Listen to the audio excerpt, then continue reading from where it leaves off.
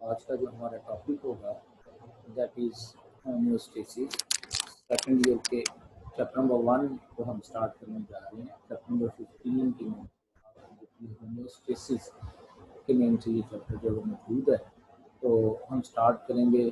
First of all homeostasis है क्या, homeostasis इसमें क्या क्या चीज़ें हम इंक्लूड करेंगे, और फिर उसका जो है वो मैकेनिज्म क्या है होम्योस्टेसिस का, फीडबैक मैकेनिज्म के ऊपर ये 5 फिर हम डिस्कस करेंगे। ठीक है, first of all we will discuss about the homeostasis. कि होम्योस्टेसिस है क्या, नाम से ज़ाहिर हो रहा है आपको। ठीक है, होम्योस्टेसिस, होम्योस्टेसिस जो है, होम्यो के मीनिंग है सेम, सेम, और स्टे का मतलब है, स्टेसिस का मतलब है एक स्टेट, एक कंडीशन जहाँ पर अपने आप को मेंटेन किया हुआ है। मीन होम्योस्टेसिस हमारे पास ये एक ऐसी जो है वो स्टेट है, ऐसी कंडीशन है जिसमें एक इंडिविजुअल ने अपने इंटरनल एनवायरनमेंट को, अपने इंटरनल एनवायरनमेंट में होने वाली फ्लक्चुएशंस को इस लेवल पे मेंटेन किया हुआ है कि उसके एंजाइम्स को ऑप्टिमम कंडीशंस मिले, उसके एंजाइम्स को ऐसी स्टेट मिले कि वो जो है वो प्रॉपर फंक्शनिंग करते रहें, और एक्सटर्नल एनवायरनमेंट में होने वाली जो फ्लक्चुएशंस हैं, एक्सटर्नल एनवायरनमेंट के अंदर होने वाली जो चेंजेस हैं, वो इतनी मिनिमाइज हो जाएं कि वो बॉडी को इफेक्ट ना कर सके। होम्योस्टेसिस बेसिकली है क्या, एक सिंपल सा कॉन्सेप्ट है। एक ऑर्गेनिज्म का जो सराउंडिंग है उसमें कंटिन्यूटी में चेंजेस आ रही हैं, और ये जो चेंजेस आ रही हैं ये बहुत ही ज़्यादा ब्रॉडर है, ये बहुत ही ज़्यादा वाइड है। ये जो चेंजेस हैं, जो इतनी ज़्यादा ब्रॉडर, इतनी ज़्यादा वाइड चेंजेस हैं, ये चेंजेस एक इंडिविजुअल के अंदर अगर आए इतनी ही ब्रॉड लेवल पे, तो एक इंडिविजुअल की डेथ हो जाए। प्रॉब्लम ये है कि इतनी ब्रॉड लेवल की चेंजेस को एक ऑर्गेनिज्म बर्दाश्त नहीं कर सकता, बेयर नहीं कर सकता।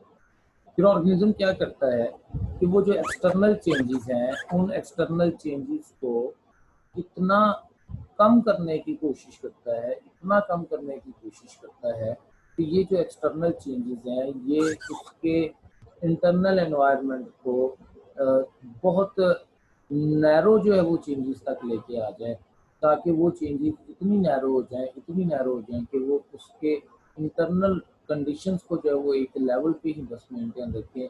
उसके इंटरनल जो एंजाइम्स जो है उसके अंदर मौजूद है, उनको वो ऑप्टिमम चेंजेस पे ही, ऑप्टिमम जो है वो कंडीशंस पे ही रखें, बर्दाश्त कर सके उन चेंजेस को ऑर्गेनिज्म। तो ये नाकाबिले बर्दाश्त जो तब्दीलियाँ आ रही हैं माहौल के अंदर, उनको उन उन उन तब्दीलियों से, उनसे जो है वो बॉडी को प्रोटेक्ट रखने के अमल को, या बॉडी को ऐसी स्टेट में लाने के अमल को कि उन तब्दीलियों को वो बेयर कर सके, बर्दाश्त कर सके, इस अमल को हम क्या नाम देते हैं, होम्योस्टेसिस का नाम देते हैं। ठीक है, तो होम्योस्टेसिस जनरल जनरल सा जो कॉन्सेप्ट हमने जो है वो डिस्कस किया, तो यही कि जो एक्सटर्नल एनवायरनमेंट में जो चेंजेस हैं वो कांस्टेंट चेंजेस हैं, ब्रॉड चेंजेस हैं और हार्मफुल हैं। ठीक है, बहुत ही ज़्यादा हार्मफुल है। हम क्या कर रहे हैं, उन चेंजेस को रेस्ट्रिक्ट कर रहे हैं, हम उन चेंजेस के खिलाफ रेजिस्टेंस जो है वो प्रोड्यूस कर रहे हैं, और हम क्या कर रहे हैं, उनको एक नैरो रेंज के अंदर रखे हुए हैं। इतनी नैरो रेंज के अंदर जो है कि ये चेंजेस, इनको हम बर्दाश्त करें। ठीक है, तो ये जो इंटरनल एनवायरनमेंट की जो मेंटेनेंस है, इस मेंटेनेंस के अमल को हम क्या नाम देते हैं, होम्योस्टेसिस का नाम देते हैं। बाहर जो मर्जी हो, हम इंटरनल स्टेट को एक आइडियल स्टेट में, एक ऐसी स्टेट में रखें कि हमारे एंजाइम्स को ऑप्टिमम मिले। मैं एक एग्जांपल देता हूँ कि शदीद गर्मी में बाहर टेम्परेचर 45, 46, 47 तक चला जाता है, और शदीद सर्दी में ये टेम्परेचर जो है वो 0, 1 तक भी जो है वो पहुँच आता है। लेकिन क्या हमारे जिस्म के अंदर जो टेम्परेचर है वो भी 1 से लेके 45 तक वेरी करेगा? कतई नहीं। हम अपना बॉडी टेम्परेचर कहाँ रखते हैं जी? About 37 degree Celsius. About 37, about मैं इसलिए कह रहा हूँ कि एक रेंज में रखा जा रहा है, दैट रेंज इज 36.1 टू 37.8। इस रेंज के अंदर अंदर रखा जा रहा है, और ये वो रेंज है जो हमारे एंजाइम्स के लिए ऑप्टिमम है। ठीक है, ये वो रेंज है कि जो हमारे एंजाइम्स के लिए ऑप्टिमम है। तो ये पॉइंट याद रखिएगा, homeostasis is not to kept internal conditions in a constant या in a fixed range, fixed state। ये अपने इंटरनल कंडीशंस को एक लेवल पे फिक्स रखने के अमल को नहीं हम कहते हैं होम्योस्टेसिस, बल्कि होम्योस्टेसिस का मतलब है कि हम अपनी इंटरनल कंडीशंस को एक ऐसी रेंज में रखें, ठीक है, फेयरली कांस्टेंट रेंज, एक ऐसी रेंज, मतलब मैं रेंज की बात कर रहा हूँ, मैं फिक्स्ड स्टेट की बात, मतलब हम अपने बॉडी टेम्परेचर को 37 फिक्स नहीं रखते, हम अपने बॉडी टेम्परेचर को 36.1 से लेके 37.8 के दरमियान दरमियान रखते हैं। ये नॉर्मल बॉडी टेम्परेचर है हमारा। हाँ, अगर शदीद सर्दी हो जाएगी, हमारी हीट लॉस होना शुरू हो जाएगी, हम क्या करना शुरू कर देंगे, उस हीट को गेन करना शुरू कर देंगे। तो शदीद सर्दी में ये जो हमारी शिवरिंग या नॉन शिवरिंग वे से थर्मोजेनेसिस होती है, हम हीट बनाते हैं या हम हीट गेन करने की कोशिश करते हैं, आग के करीब बैठते हैं, धूप में बैठते हैं, हीटर के पास बैठते हैं, ये सारी चीज़ें इसलिए हम कर रहे हैं कि हम अपने बॉडी टेम्परेचर को, जो कि बाहर के कंडीशंस की वजह से कम हो रहा था, हम उसको ज़्यादा करने की कोशिश में लगे, इसी तरह से, ताकि वो मेंटेन रहे। इसी तरह से शदीद गर्मी जब होगी, ठीक है, तो उसकी वजह से क्या होगा, हमारी बॉडी के अंदर हीट एंटर होगी, हीट गेन होगी, हमने क्या करना है, उस हीट को लॉस करना शुरू कर देना है ताकि हमारा बॉडी टेम्परेचर राइज ना हो। उसके लिए हम क्या करेंगे, हम स्वेटिंग शुरू कर देंगे ताकि हमें कूलिंग मिले, हम एसी वाले रूम में बैठेंगे, ठंडी जगह पर बैठने की कोशिश करेंगे, बिहेवियरल चेंजेस लेके आए, फंक्शनल चेंजेस लेके आए, वैसोडाइलेशन हो जाएगी। ये सारे पॉइंट्स हम इसलिए कर रहे हैं ताकि हम वो जो हीट हमारे अंदर एंटर हुए जा रही है उसका लॉस हो और हमारा बॉडी टेम्परेचर मेंटेन हो। ये काम क्या है, ये एक्चुअली होम्योस्टेसिस ही है। ठीक है, हम अपने टेम्परेचर को मेंटेन करें, हम अपने अंदर ऑस्मोटिक लेवल को मेंटेन करें, सॉल्यूट लेवल को, सॉल्वेंट लेवल को, हम अपने अंदर मेटाबोलाइट्स के लेवल को मेंटेन करें, हम मेटाबॉलिक वेस्ट से छुटकारा हासिल करें, हम अपने जो वो मुख्तलिफ हार्मोन्स की प्रोडक्शन करें ताकि हमारे वो बॉडी के मेटाबॉलिज्म को जो वो रेगुलेट कर सकें, या हम एंजाइम्स के थ्रू अपने बॉडी मेटाबॉलिज्म को तेज कर रहे हैं। ये जो सारे काम कर रहे हैं, each and everything is homeostasis, जिसमें हम अपने आप को मेंटेन रखे हुए। This maintenance of our internal environment is called as homeostasis. ये जो होम्योस्टेसिस है, ये अगर हम बात करें, स्पीशी टू स्पीशी वेरी करता है तरीकाकार का, ठीक है, लेकिन एक चीज कंफर्म है कि ये सेंट्रल रिक्वायरमेंट है तमाम के तमाम ऑर्गेनिज्म की, हर एक ऑर्गेनिज्म होम्योस्टेसिस करेगा और ये एवोल्यूशन पॉइंट ऑफ व्यू से हेल्पफुल है। ठीक है, हर ऑर्गेनिज्म अपने इंटरनल एनवायरनमेंट को एक ऐसी स्टेट पे लेके आएगा कि that is the suitable to surrounding, जो उसको सुटेबल कर रही हो एनवायरनमेंट के साथ जो वो। तो ये होम्योस्टेसिस, ये येलो बॉक्स में आपकी बुक में लिखा हुआ है कि ये एक सेंट्रल रिक्वायरमेंट भी है। ठीक है, हर ऑर्गेनिज्म और लीड करती है ये एवोल्यूशन की जानब, हेल्पफुल है ये। ठीक है, मुख्तलिफ अडेप्टेशन आती हैं, क्योंकि जब होम्योस्टेसिस होती है, शॉर्ट टर्म हम चेंजेस लेके आते हैं, अगर वही चेंजेस एक स्पीशी की ज़रूरत पड़ती है तो वही जो है चेंजेस आहिस्ता आहिस्ता उस स्पीशीज़ के अंदर अडेप्टेशंस की सूरत में आ जाती हैं और फिर वही अडेप्टेशंस आगे जो है वो एवोल्यूशन को लीड कर रही है। जनरली हम बात करते हैं जी कि 3 तरह से होम्योस्टेसिस हो रही है। हम अपने पानी के लेवल को, साल्ट्स के लेवल को, अपने टेम्परेचर के लेवल को मेंटेन रखने की कोशिश कर रहे हैं। ना सिर्फ ये बल्कि मेटाबोलाइट्स को, मैंने कहा कि हर एक चीज़ हम होम्योस्टेसिस के तहत जो है वो करवा रहे हैं।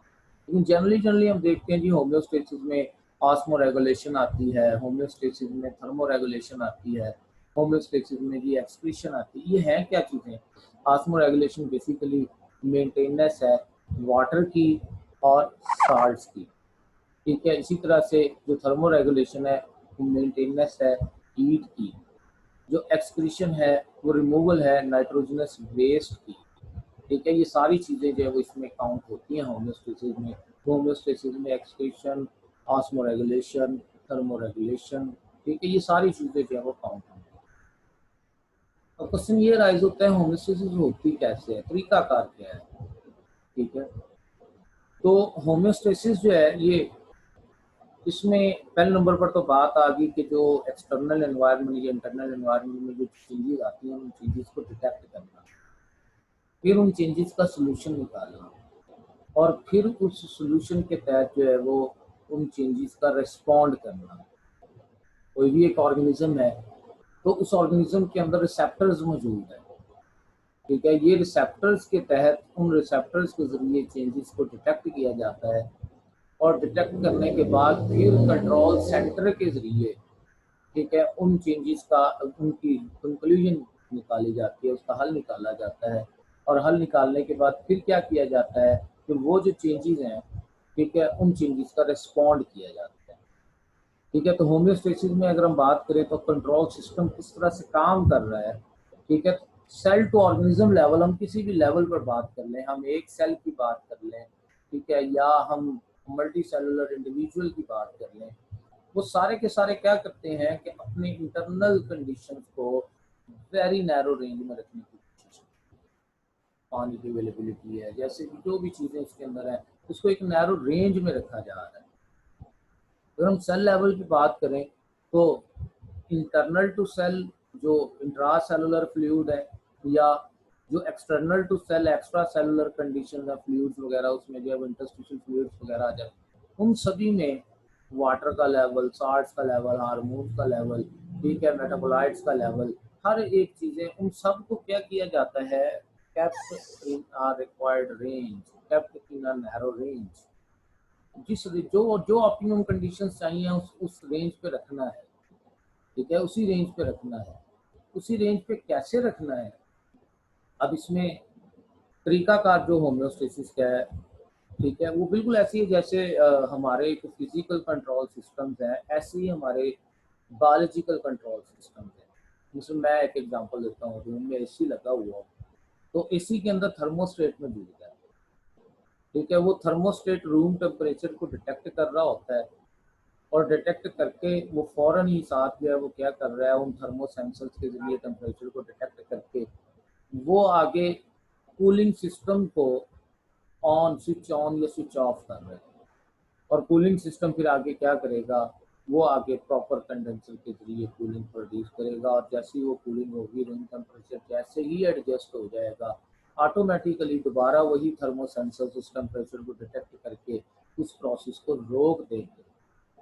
That is feedback control. कि वो जो एक रिएक्शन जो शुरू हुआ था, ठीक है, जो रिएक्टेंट है वो वही उस रिएक्शन को कंट्रोल कर रहे हैं। मतलब फर्ज कर लें टेम्परेचर जो रूम टेम्परेचर था उसकी वजह से कूलिंग शुरू हुई, और उसी रूम टेम्परेचर के सेट होने से वही कूलिंग जो है वो ऑटोमेटिकली रुकती है। ऐसे ही हमारी बॉडी टेम्परेचर की एग्जांपल के साथ मैं एग्जांपल दे देता हूँ कि हमारे जिस्म का दर्जा हरारत अगर बढ़ना शुरू हो गया सपोज, तो वो फौरन कूलिंग शुरू हो गई। क्यों? क्योंकि थर्मोसेंसर्स ने हाइपोथैलेमस को बताया कि ये बॉडी टेम्परेचर जो है वो बढ़ रहा है। हाइपोथैलेमस जो है वो हमारे पास एक कंट्रोल सेंटर की सूरत में है, वो फौरन क्या करेगा, वो आगे जो है वो स्विच ऑन करेगा कूलिंग मैकेनिज्म को।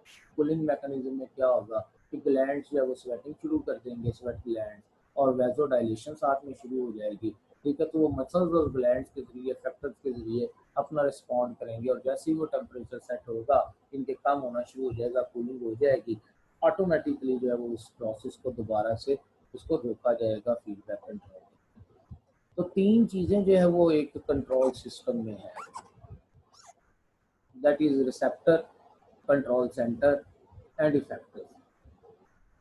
अब वो जो रिसेप्टर्स हैं वो चेंज को डिटेक्ट कर रहे हैं, जो कंट्रोल सेंटर है वो डिसीजन बना रहा है कि क्या करना है, स्विच ऑन या स्विच ऑफ, कूलिंग मैकेनिज्म को लगाना है या हीट मैकेनिज्म को लगाना है, इनको बंद करना है, ये सारा।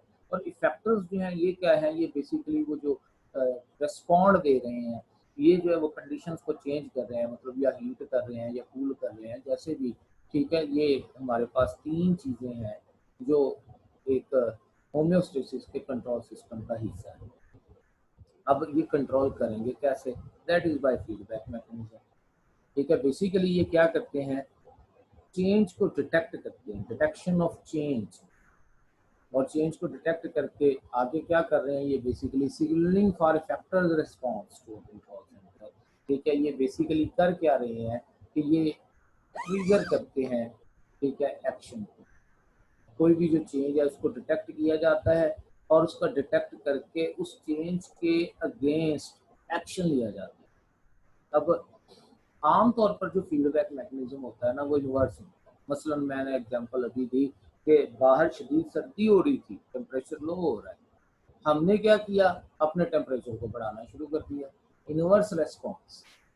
बाहर शदीद गर्मी हो रही थी, हमने क्या किया, कूलिंग शुरू कर दी, यूनिवर्स रेस्पॉन्स। ज़्यादातर जो चेंजेस होती हैं वो यूनिवर्स चेंजेस होती हैं, इसलिए हम इसको टर्म करते हैं जी नेगेटिव फीडबैक मैकेनिज्म। लेकिन ये ज़रूरी नहीं है कि तमाम की तमाम चेंजेस यूनिवर्स ही हो, ठीक है। फीडबैक पॉजिटिव भी हो सकता है। मैं जैसे अक्सर एग्जांपल देता होता हूँ कि पेन कि जिस्म के लिए नुकसानदेह, कहीं भी पेन जिस्म में हो तो कोशिश होती है कि उस पेन को ख़त्म किया जाए, मिनिमाइज किया जाए। लेकिन यही अगर लेबर पेन्स हैं, ठीक है, तो अगर लेबर पेन स्टार्ट होती हैं फीमेल में तो फ़ौरन साथ ही ऑक्सीटोसिन की रिलीज बढ़ जाती है और बूस्टअप हो जाती है, ताकि ज़्यादा से ज़्यादा जो है वो ये पेन इंड्यूस हो और सर्विस की डायलेशन और कंट्रैक्शन ऑफ यूट्रस की वजह से बर्थ प्रोसेस हो। तो इसका मतलब है ये लेबर पेन बजाय कम करने के लिए बॉडी इसको मजीद ज़्यादा करती है, तो ये पॉजिटिव फीडबैक है। तो वो जो एक चेंज आई थी उस चेंज को और बढ़ाया गया है। लेकिन अगर जो चेंज आ रही है और उस चेंज को कम किया जाए तो वो नेगेटिव फीडबैक है। तो ये फीडबैक मैकेनिज्म के तहत जो है वो होमोस्टेसिस हो रही है। और मैंने अभी बात की कि फीडबैक जो है ये पॉजिटिव भी है, नेगेटिव भी है, दोनों चीज़ें जब उसमें हैं।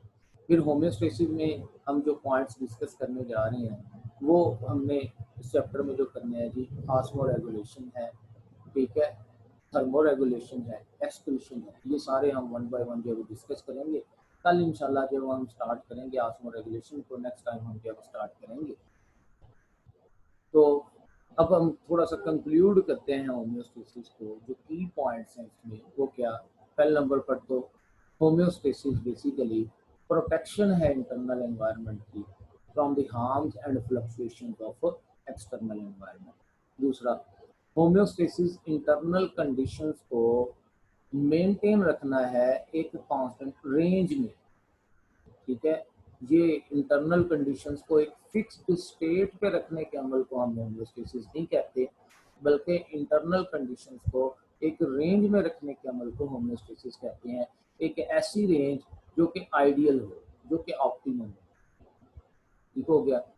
होम्योस्टेसिस में mainly osmo regulation, thermo regulation और एक्सप्रेशन आते हैं, लेकिन जिस्म की कोई भी ऐसी एक्टिविटी नहीं है जो होम्योस्टेसिस के तहत ना हो रही है, ठीक है। Homeostasis evolutionary point of view से ये इम्पॉर्टेंट है कि ये अडेप्टेशंस लाने का सबब बनता है और उससे आगे एवोल्यूशन होती है, ठीक है। होम्योस्टेसिस ये जो है वो कंट्रोल सिस्टम के तहत होता है, और एक कंट्रोल सिस्टम बिल्कुल बायोलॉजिकल कंट्रोल सिस्टम, एक फिजिकल कंट्रोल सिस्टम की तरह ही है, जिसमें क्या किया जा रहा है, रिसेप्टर्स के जरिए चेंज को डिटेक्ट किया जा रहा है, कंट्रोल सेंटर उसका जो है वो कंक्लूजन निकालता है और इफेक्टर्स के जरिए उस चीज़ का रिस्पॉन्ड किया जाता है। और ये सारा अमल फीडबैक मैकेनिज्म के तहत ही हो रहा है। फीडबैक मैकेनिज्म ज़्यादातर नेगेटिव होता है, लेकिन कुछ पॉजिटिव फीडबैक मैकेनिज्म भी देखे गए। अब इसमें एक चीज़ जो है वो, अब जो डायग्राम बनी हुई है आपकी बुक में, ठीक है, उस डायग्राम में कंडीशंस दिखाई गई हैं, एक्स्ट्रा सेलुलर कंडीशंस, ठीक है, उसके बाद इंट्रा सेलुलर, और फिर जो है वो इंटरसेलुलर की भी बात हुई है। तो एक चीज़ याद रखिएगा, जो फ्लक्चुएशंस आ रही हैं एक्स्ट्रा सेलुलर एनवायरनमेंट में, एक्सटर्नल एनवायरनमेंट में, ठीक है, एक्सटर्नल जो चेंजेस आ रही हैं वो फ्लक्चुएशंस वाइड रेंज में हैं। इन फ्लक्चुएशंस को with in body narrow range में किया जाता है, और ये जो है वो फ्लक्चुएशंस विद इन सेल अगर हम बात करें तो इनको वेरी वेरी नैरो रेंज में इन फ्लक्चुएशंस को रखा जाता है, ठीक हो गया। तो इंशाल्लाह हम नेक्स्ट टाइम जो है डिस्कस करेंगे ऑस्मो रेगुलेशन को, ठीक है। आज तक हमारा जो टॉपिक था वो यही था। तो अल्लाह।